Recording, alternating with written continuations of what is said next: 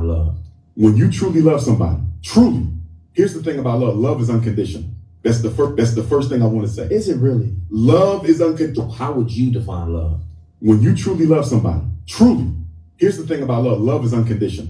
That's the first thing I want to say. Is it really? Love is unconditional. If it's conditions on it, it ain't love. It's a contract. And that's okay if both of you agree on those terms. She may agree. We have a pleasure contract. We got an economic contract where you're going to take care of me. And as long as you take care of me, I'm going to be your woman. The Puff Daddy arrangement. You feel me? That works for some people. No, you have women like that. You have men like that. Right. I'm going to floss you up. And as long as I floss you up, you're going to be loyal to me. But that's a contract. That's not love. Contracts are different from love. Why? Contracts are conditional. Right. Love is unconditional. If I love my queen, what if she comes home one day? Hi guys, welcome to the 33 Men's Voice podcast. Here with me, Kwabena Bibini Ibrahim, again call me DJ Fuad, the public enemy who hates no one.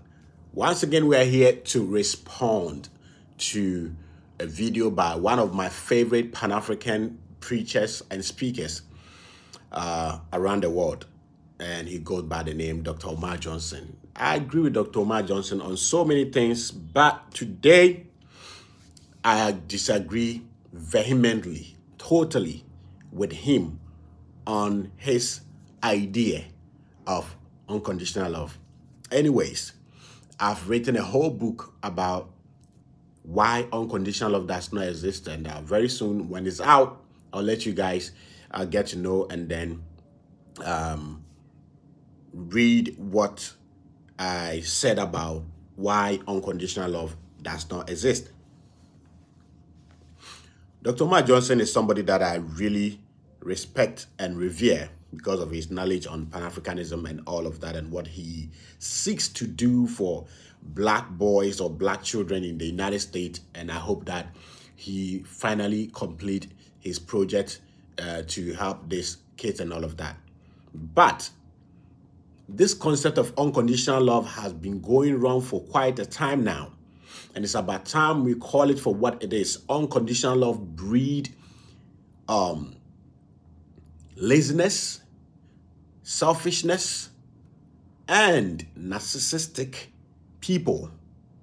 And also deplete people of sympathy and empathy towards others. Why these people who begin to believe in unconditional love, like my brother here, Dr. Umar Johnson, if people take advantage of him for not fulfilling their baggage of a promise and any deal, over time, this person will become so resentful and begin to hate himself, beat himself down, and hate people so bitterly.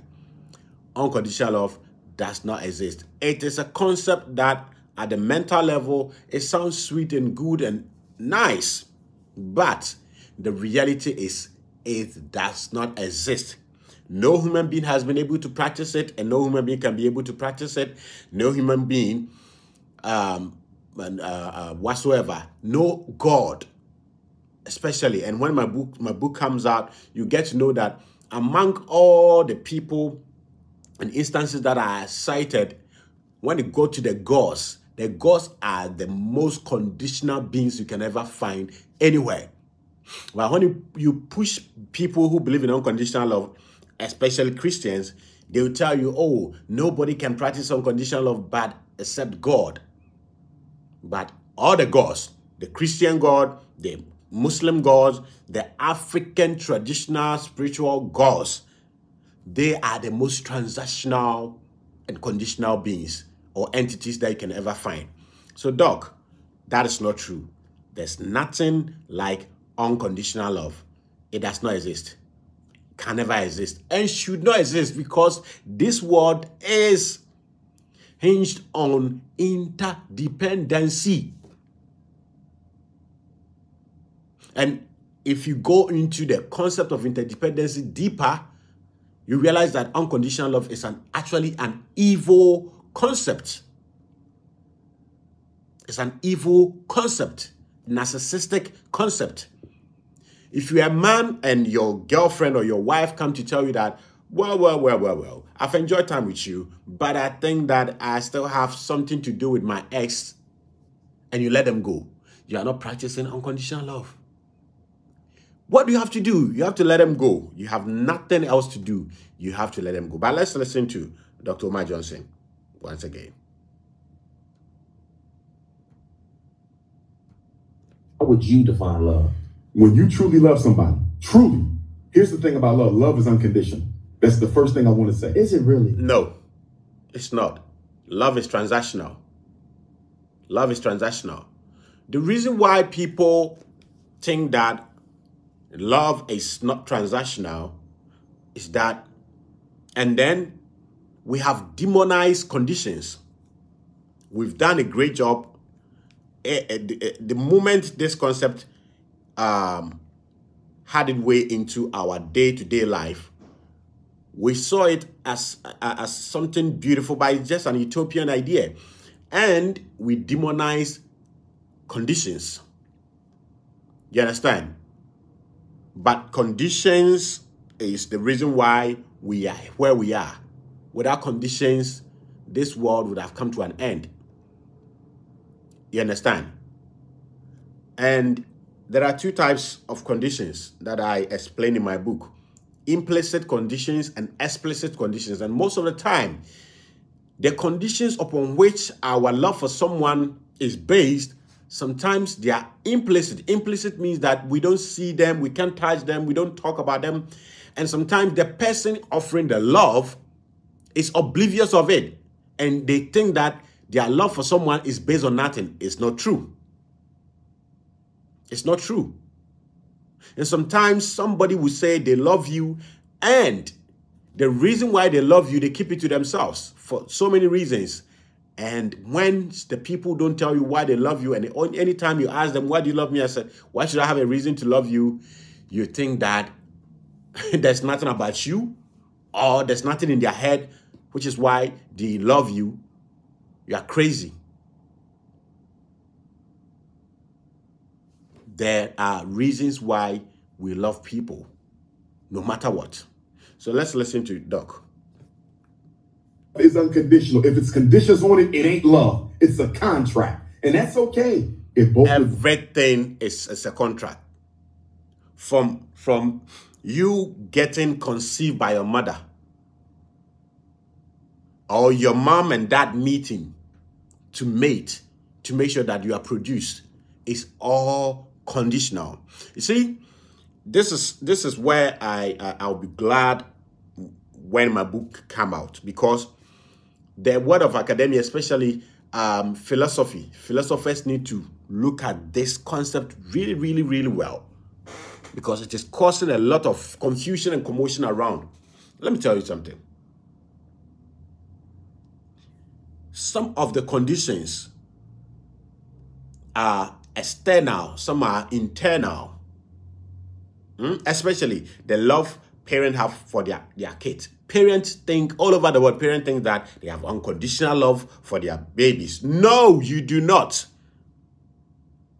There's a transaction. But this is just going to be an intro video. And if you guys want in-depth for me to take it one by one, let me know in the comment section when you watch the video. Let me know if you want me to go deeper into the concept of unconditional love and how useless it is and it does not exist. And once again, if you've watched up to this far, please, if you have not subscribed, do subscribe, like the video, hit the notification bell, and share and comment. Okay? Dr. Umar Johnson is saying that if it is conditional, then it is not love. No. Everything we do in this world, the love between a man and a woman is conditional. The love between a child and a mother and a father is conditional. The love between gods and human beings is conditional. The love or the relationship between the human beings and the environment is conditional, Doc. So let's get that right. There's nothing like unconditional love. In those terms. She may agree. We have a pleasure contract. We got an economic contract where you're going to take care of me. And as long as you take care of me, I'm going to be your woman. The Puff Daddy arrangement. You feel me? That works for some people. No, you have women like that. You have men like that. Right. I'm going to floss you up. And as long as I floss you up, you're going to be loyal to me. But that's a contract. That's not love. Contracts are different from love. Why? Contracts are conditional. Right. Love is unconditional. If I love my queen, what if she comes home one day and say, hey, baby, I don't want to work this. I don't want to be a lawyer no more. But if I only married her because I like the way her law degree looks on Dr. Umar in public, you see how this goes? She's changing. But if I love her, okay, baby, that's what you don't want to do. You want to go into something else? Let's do it. Love is when you. Okay, so Dr. Umar Johnson, here's the thing. For you to accept when your wife comes home and says, I don't want to be a lawyer again, and you are okay with it, okay, and you want her to be who she is, there's a condition. Condition can also be a reason, okay? So anything that pushes you to take a decision is a condition. It's a motive. So when we are talking about unconditional love, we are looking around conditions, motive, interest, purpose, okay? All of these things. So something somewhere within you or from without will push you to think that, okay, if this girl decides not to be a lawyer again as my wife, I have to let it be because I love her. Once there's a because, and there's always a because, or therefore, that's the condition. But because we were preached the concept of unconditional love so beautiful, and then they told us that if you are able to love someone based on nothing, that is when you are practicing pure love. There's nothing like pure love. It is what it is. Nobody loves someone, agrees to someone to do something without a condition, without a reason, without a motive, without an interest. If you decide to let her go because she has decided to be a lawyer, maybe she not being a lawyer does not interest you. And you can say that you allowing her not to be a lawyer does not interest you, by you accepting it because you want her to be who she is. So the why factor, your why factor, and nobody can tell me that they do something. If you do something to people without a why factor, without a reasoning, there's something wrong with your head. There's something wrong with you.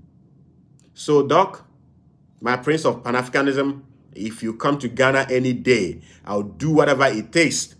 I'll cancel my activities to come and watch you and listen to you. But on this one, I've written a whole book and it's coming out. So I don't want to bring a whole lot of things out of the book. Okay? So you are accepting your wife who says she doesn't want to be a lawyer again. It's nothing too special. You are just being a responsible man. And that doesn't mean you love more than somebody else. And that doesn't mean, and there's nothing wrong with conditions. There's nothing wrong with that. You are 100% unapologetically and unconditionally committed to that person's best interest, even if it is to your loss. What if your fiance come home and say, listen, babe, I had a long conversation with my ex-husband. I never thought I would look at this again. But we left a lot on the table together. I enjoyed the time we had. I think that man might still be my soulmate. I got to move on. I might still hurt because I loved her, right? But if that love is true, if you feel that's who you meant to spend the rest of your life with, I got to love you and want the best for you. Dr. Umar Johnson, you allowing a woman who has agreed to marry you, who comes at the 11th hour to tell you that she's leaving to her ex, you allowing her to go is nothing love. It's nothing unconditional. It's the right thing men, grown-up human beings do. Let me speak my last English for the coming Easter. My last American slangs for the coming Easter. What you gonna do? What you gonna do, dog? What you gonna do?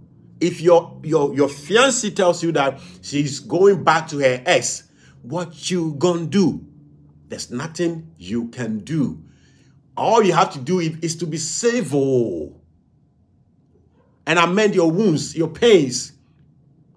You don't have anything special to do. So you accepting that you should go does not make you a practitioner of unconditional love, doc. It is what adults do. You doing anything to prevent her will make you uncivilized, uncultured, and sometimes problematic. And you allowing such a woman to go bring more respect onto yourself. And when we talk about unconditional love, anytime you do something and you benefit anything, it's conditional. So let's take what Dr. Umar Johnson just said, that his fiancée comes to him and said that I've spoken to my ex-husband and I think that I have to go because I have a lot on the table with him that I can't let go. You allowing her to go without insulting, without fighting, without touching her, and all of that bring respect onto you. And also the society will say, anyone that hears will be like, this is a gentleman. You've benefited here. Anytime there's something between you and someone and you the one who seems to be giving out, letting something go out of you, you benefit either public praise, glorification, or whatever thing that you get out of that act. It is conditional. Okay? And in this case, the condition between you and that woman is called implicit condition. Because until you tell people that after letting my wife go without arguing with her and all of that, I gain this respect from the society, I gain respect from people and all of that, people think you did it unconditionally. It doesn't happen. Nobody has done it before. Not even your gods believe in that. But because we always look at conditions as in the tangible ones, the one we can see, the one we vocalize or we communicate.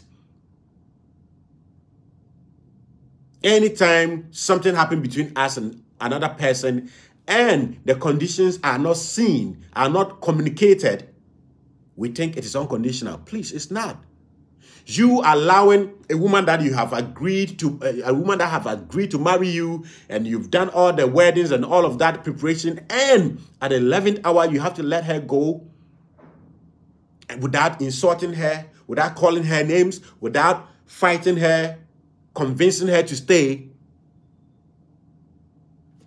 When people sit outside and hear this story, and even the woman said that my ex-fiancé never said a word. He actually blessed me and said that I should go and enjoy my life with somebody that I want to spend my life with. People begin to praise, wow, what a gentleman, what is this, da, da, da, da, da, da. All of those are benefit you are getting. And for all you know, you decide to let her go without a fight, without an argument. Because you want the world to know you understand love, you are Mr. Lover. And sometimes, most of the time too, is a way of we simping. Okay? I mean, you actually also going into a relationship with a woman who is that indecisive, not knowing when to let someone go into a new person's life and come into your life and you actually not seeing the signs that this woman can go, both of you are problematic. But today, that's not what we're talking about. I'm talking about the fact that you letting a woman like this go has nothing to do with unconditional love. It got nothing to do with unconditional love. It is what adults do. It is what you have to do, even in the face of the law. What you gonna do, doc? Nothing. There's nothing you can do. You have to let her go. Like, tell me, what else? Fight her, insult her, beat her, pin her down? No. You have no options. All the conditions. So sometimes we look at conditions as, okay, if I says that I won't let her go, then I'm putting conditions on her. No. Conditions come into relationship between two people or two entities, also from outside. So now, once your fiancé tells you that she has someone, her ex, that she want to go to, most of the condition is also a reason. Most of the reasons why you are going to let her go is external. Most of the conditions are external. Society is watching you. Are you a brave man? Without putting up a fight, without insulting her. So all of this are societal conditions. And your own reputation as an individual. You wouldn't want the society to see you as uncultured, an indisciplined man, a man that cannot control himself. All of these are conditions. So anytime you hear conditions, think in the areas of condition itself, reason, purpose, motives, interest. You have interest to protect your name as a man, not to come off as a creepy person, not to come off as a needy person. So you have to let her go. And all of these are reasons or conditions, surroundings, why you let her go without fighting her, insulting her, beating her, and all of that. So, Doc, allowing your ex to go has got nothing, allowing your fiancé to go to her ex has got nothing to do with unconditional love. But we've been lying to ourselves for a long time with this concept. No. Let's finish with what Doc is saying. Most of us cannot do that. What we call love is... Anytime somebody cannot let a woman his life go, you have a problem. The reason why if somebody's fiancé come to tell them, I want to go to my ex, and they can't let him go, is that we have problem. We have problem of scarcity mindset. When it comes to relationship, we have scarcity mindset. And we can't let a woman go. And these are people that women stay and destroy. And these are people, if you can't let a woman who says she wants to go, they are the people that get disrespected by women. So, Doc, it's nothing special. To your investment in me. You see that? Yeah. Anytime they step outside of the box, Let's take it back. Most of us cannot do that. What we call love is limited to your investment in me. You see that? Yeah. Anytime they step outside of the box we created for them, we get angry because that was not love. You had conditions on it. Your woman gained 20 pounds. Now you're going to divorce her. You said if you gain another 20 pounds, this marriage is over. That was not love. That was a contract because it had conditions. If I love that woman unconditionally, whether she gained 20, 30, 40, 50 pounds, I'm not going nowhere. Now, we might need to have a conversation. Doc, what you call unconditional love for a woman that has put on weight, It's still condition. It's a reason. It's a purpose. It's an interest. Look, you want to help this woman through all the thick and thin. You tell yourself that, okay, when she was slim, I was enjoying her. Today, if she has put on weight, it's maybe because she gave birth of children for me.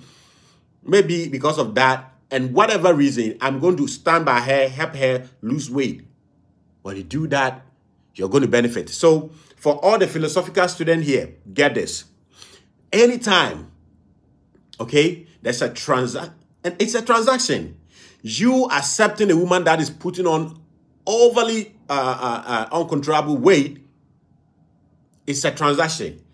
You are giving her love. Anytime somebody give another person something, there's a giver and a receiver. Anytime the giver benefit anything from the act of giving, it's a condition. And always, whenever there's a transaction, there's a trade-off of a giver and a receiver, most of the times, the receiver benefits more than the giver. Let me explain with Dr. Umar Johnson's example. For example, your girlfriend, your wife has put on weight, and you are able to stand by her, let her lose weight. If that woman is a good woman, wherever she goes, wherever she meets her friends, she will be talking good about you. There you go. You are benefiting. You are benefiting from your act of goodness. Doc, you are a psychologist and a philosopher to an extent. So I think that should this video find you, it shouldn't be difficult for you to grasp this. Yes, the concept of unconditional love has been preached to us for years, and we have accepted it as something that is real. No, it does not exist. I can debate any professor of philosophy on this one. And I wouldn't have to open any book, Google anything. I'll beat them hands down. So before you tap into the unconditional love mantra, look at it this way. Anytime you show love, it's an act of giving. So anytime you show love, there's a giver and a receiver. The only time we can qualify it, and it has never happened and will never happen, the only time we can qualify it as unconditional love is when the giver benefit nothing. But ladies and gentlemen, no giver goes scot-free. Every giver receives. And most of the time, we, the givers, benefit more than the receivers. So, guys, thank you very much for joining us on this one. Please share the video and subscribe if you haven't. Comment. And please, if you want me to go deeper into the concept of unconditional love, leave your comment and I'll just do that.